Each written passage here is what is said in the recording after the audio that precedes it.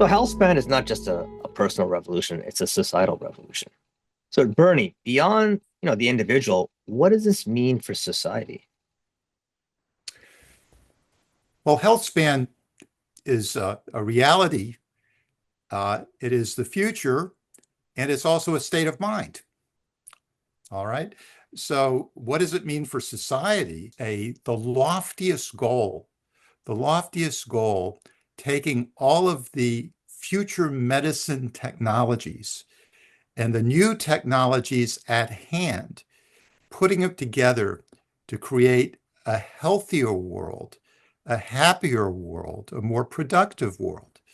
Uh, I can't think of a movement that captures so much of the essence of what's good about life and what's good about the human spirit is we live long, healthy lives, not burdened by crippling diseases, not burdened by pain and suffering, but but good health to be able to accomplish good things and to make the world work better.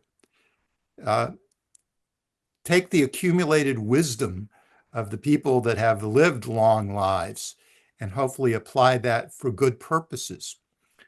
We have to have some optimism in a world. Things can either look bleak, strange, different, fearful. But the Healthspan Action Coalition is about coalescing the right parts of society into a global movement for positive results and positive outcomes. So that someone in the developing world, in the economic world, scratching for a living, will soon have a better, healthier economy and find a way to move forward in one's life in good health. And we do believe firmly that if we are able to accomplish longer, healthier lives, it's not going to be a burden on society. It's not going to be burdens on the economy. It's going to be a tremendous lifting of a burden because people will live longer and healthier lives. When you look at the Healthspan Action Coalition, I often refer to it as a bell curve. We have organizations like the Christopher and Dana Reeve Foundation, the Diabetes Research Institute Foundation, the Wake Forest Institute for Regenerative Medicine, lofty organizations that are well known, but also the tiny little family foundations pertaining to a childhood rare disease are part of the coalition. We have economic zones and longevity hubs that are coming into focus. And all the investors, such as your company, Junaid, or other investors out there, and the cutting edge companies that are sometimes starved for capital. And we bring them together with programming to reach broad populations. And it's not about empowering the coalition, it's empowering the members of a coalition. It's a network. So when you look at the bell curve, at one extreme, I like to say, related to senior health care, we have Acorn stair lifts. Acorn stair lifts supplies, at least in the United States, if not the world, all the stair lifts that people need to be able to move up the stairs without tripping and falling and injuring themselves. And on the other side of the spectrum, we have something called the Cyborg DAO, a decentralized autonomous organization. So that if someone is into cryopreservation with their heads, maybe there'll be a cyborg to plant it on. But the point is, it's not whether any of these are going to achieve the loftiest goals, but the aspirational goals of a cross-culture, cross-sector community is empowering. And by not keeping it so that you have to pay to come into this, you just have to be meritorious. You have to show some bona fides to be able to come in. But we welcome it, and we welcome it, and we're trying to create programming that is valuable cross-sector to everyone. Because now that we've built the coalition, we're now working of connecting the dots for the coalition. As for myself personally, I don't have any claim of any special knowledge or wisdom, but having put together 30 events, including 20 over 20 World Stem Cell Summits, conceptualized them and invited practically all the people myself for multi-track events. I know a lot of people and I can connect dots. So if you can connect dots, maybe that's more valuable than some other things. So if you're part of a coalition like the Healthspan Action Coalition, people like Melissa, myself, Sabrina, and the team that we have will help connect the dots to make your world easier and better, we hope. Very well said. So, Melissa, you know, societal revolutions are very powerful. When they get started, they're very difficult to stop. History is littered with them, but I'm going to keep it a little simple, right? Sometimes we're watching some kind of a sporting event and there's all these people on the field, right, during halftime or whatever it may be. And it looks like just a collection of people. You're like, I wonder what they're going to do, right? And sometimes there'll be an American flag or some symbol or something where all these people are coordinated. And you're like, how did they? This is amazing. All these people are in unison to make this thing work, right? And you need that unity to have, like, say, an American flag ripple through the crowd, right? Like if you're looking at this fabric that's just like, coming through. And I see what HSAC is doing it the same way, right? Is if we're all coordinated, we're on the same page, we can have this rippling effect where we're all together in unison, creating this beautiful image of a society that values life, that values quality of life, that values the contributions that every node in that fabric provides. You don't have to reach for the stars. If you're everybody's something in their own little community. And when you're there, you're adding value. When you're not there, everybody misses you, but that value's gone, right? And I think what we're doing, what you guys are doing here is really important that everybody needs to be a part of this fabric so we can all kind of move, hopefully from the United States and globally, because, this is not somebody else's problem or something that might happen. It's going to happen to all of us. It's just a matter of what's going to happen to you and when it's going to happen. And, why don't you speak a little more to, the power of societal revolutions and once you get them started, you don't know what can come out of it. Sure, yeah, and I love that image that you gave us all with, at a large sporting event, a group of people on a field, and they work in unison towards something, and everybody has a different job, and somebody's leading the effort as well. Someone's communicating, they've practiced beforehand, but someone's communicating while all of that's happening, and that's exactly what we're trying to do. And one of the ways I think about this is, for example, um, everybody can be concerned about really just maybe their health span and not want to focus on a particular disease until they have that disease and they're living with it, or someone in their family is living with it. And then they're going to start focusing on that disease, and good for them. And they want research into that disease to be funded, and they want, the powers that be in the government that are either funding or approving such therapies to be focused on their needs, and elected officials also, and appointed officials focused on their needs as a patient or a family member or loved one of a patient with a particular disease. We need to tie all of those people together into this movement. And so nothing like, and Bernie spoke about it earlier, nothing like patient advocates, particularly parents of children with rare diseases. If you ever really want to learn about patient advocacy, spend some time in the rare disease community. The energy that they put into trying to get someone to pay attention to do the science for, to fund the science for, research into a treatment or hopefully a cure for something that their child has, right? That energy is just like the energy of the individuals on that field at that sporting event that are all going to play a part in whatever choreographed movement they carry out to delight the rest of us. If we want to get this movement to the point where we're doing what will delight, what will move the needle policy-wise, economically, and communications-wise with the public, we need all of those different types of people and their reasons behind what they're doing to be part of the conversation, whether it's patient advocates or scientists or people in industry or wanting to build an industry around this or grow the existing biomedical industry with interventions from this science, and also people that are just interested in it, be it for their own health and because they're curious about it. We need all of those working in unison. And we can be part of directing that, but we also need to inspire other people to be part of directing that as well if it's really going to work the way it needs to.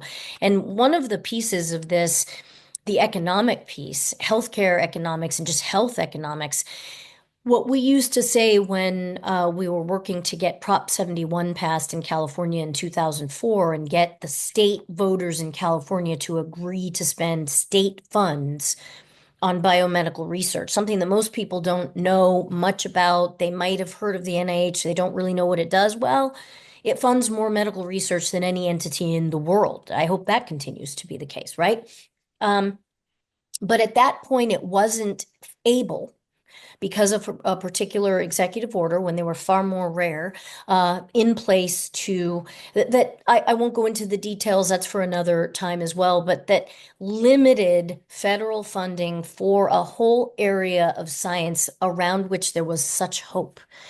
And the fact that that hope for it existed, not just among the scientists who were super excited to be working with embryonic stem cells, but among family members of people, or even the people themselves living with diseases for which there was genuine and real hope that the science now available with embryonic stem cells to learn more about diseases and potentially develop cellular therapies to treat or cure them, that hope was harnessed into the coalition that was essential to getting Prop 71 passed in California. And that was not a coalition of scientists, because then it would have gotten called a slush fund. Or no, so it wasn't a coalition of people from the biotech industry, because then it would have been called a slush fund for them. Or it wasn't a coalition of scientists, because then the messaging on the other side for people that just didn't want it to pass for whatever the reason was could have said, oh, well, that's just because the scientists want more money for their own labs. Well, yeah, they do, but not to go on a cruise, to do the science, to hire more people and buy more equipment to do the science that will result, hopefully, in us knowing more about diabetes and more about Parkinson's and more about a rare disease like Batten disease, which is horrible, like ALS, and affects children and they die young. The passion behind wanting to find better treatments and cures for those diseases, the coalition of patient advocacy organizations that Bernie spoke about earlier, were the reason that we were able to get Prop 71 passed and create that state agency to fund the science in California. And Bernie and I had a front row seat. We watched this field develop, and for the first few years, before the executive order was able to be reversed and the NIH was able to start funding embryonic stem cell research again, California was the only game in town. People were worried about brain drain to California, and it happened.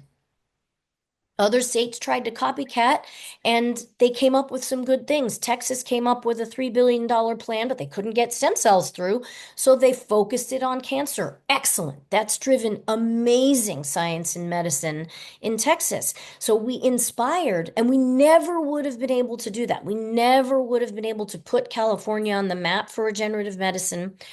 We never would have been able to get the field as quickly to the point. It's very fast for the way science works, to the point where we actually have clinical trials for cellular therapies to try and cure diabetes, Parkinson's, ALS. This is happening. It feels like science fiction to me still, even though I was right there when we were starting.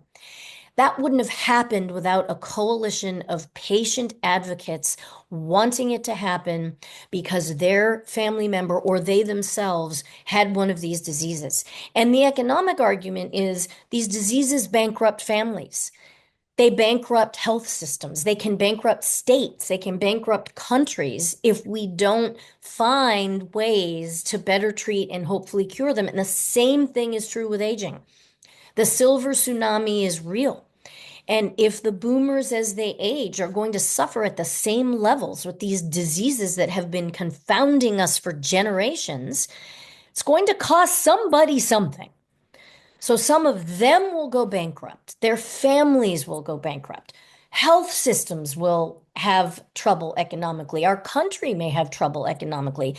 This carries over into other areas that are worthy of discussion and debate in society, how to fund healthcare, which I think is still sick care, should be healthcare, but that's another issue. But somebody has to pay for it, right? Like Bernie said, the basic science has to be paid for, and we're hopeful that the federal government still covers that. And if not, we're going to have to find other mechanisms like California did for a while. But somebody also has to pay for people getting treated by clinicians. Where is that going to come from if it's too big of a burden, if it's too many people that are too sick? If we could just find a cure for one of the diseases considered a disease of aging, Parkinson's or Alzheimer's at the top of the list only because of the number of people that suffer with them, we would be saving hundreds of billions of dollars in healthcare costs. And I'll stop there. I couldn't say it better. I can retire now. Melissa, that was a great summary. All I have to add is just understand, Junaid, that it's the power of narrative. As a lawyer, when you present the case in court, don't tell the public this, but it's basically show and tell with rules. And what do you show? You show a human being, you explain a story. It's a narrative. And the patient narrative is the most important narrative. And if folks want to see an example of a patient narrative, it's on the website of the Regenerative Medicine Foundation. It's Christopher Reeve's statement to the United Nations. I was sitting on a sofa across from him. We worked on the script together. And I was never so moved. I was 18 months from the practice of law and being a full-time patient advocate. He got it. He knew how to speak to the camera and make it understandable and explain to the people in the United Nations and the countries of the world the importance of hope. And this is what we are harnessing, the notion of hope and positivity and the notion of good that can come out of the future. Everything is on thin ice these days. Let's face it. We don't know where the geopolitical world is going to take us. We don't know even where AI is going to take us. We're in a pretty fragile state. But if we are all pursuing something positive out of all of this that's going on in the world right now, these are the salvation projects that will help humankind and get us over whatever blocks that we have right now to a better day. So this is where Melissa and I and Sabrina and the rest of the team of the Healthspan Action Coalition, you can call us idealists. Maybe we're idealists. I'm not a techno-optimist. I'm a techno-realist. These technologies are here now and they're coming. So how do we harness them for the best and the best reasons to accomplish the best things for our species and, for example, the whole world, all of life? Hear, hear. Totally. Yeah, absolutely. I'm right there with you. I'm a realist too. But at the same time, I have a lot of optimism. Let me just sum this up, right? So the financial burden of age-related diseases at this rate is unsustainable. Okay. Investing in prevention and health span research, it could literally change everything, right? But it's also about economic opportunity. There's a massive market that's emerging for solutions that can actually improve health span. And touching back on our prior conversation, all the pieces of the puzzle are now together, right? Science is a nested effort. It happens over time. Things build on each other. There's an inflection point where there's enough of the stack where wherever that science fiction part was before the stack, it's now there ready to take off. It's just that it's really hard to time, but it's more of an intuitive feeling. I think all of us are speaking to that feeling that we're at that inflection point. And we're going to be living in that world, not knowing how we even got there. Sort of like 1997, you're like, oh, I always used the internet. What are you talking about? I've always used the internet. And literally back in 93, you didn't even know what it was, or even 94. It's kind of going to be like that. But the little part before it becomes, ubiquitous, it's a very tumultuous, rowdy, and bleakful time, right? And we're in that moment right now. But there is that light at the end of the tunnel. And I think with the Healthspan Action Coalition, being a part of that is what's going to move us toward that light, right? We're going to move toward that light and live in a world where we always should have been.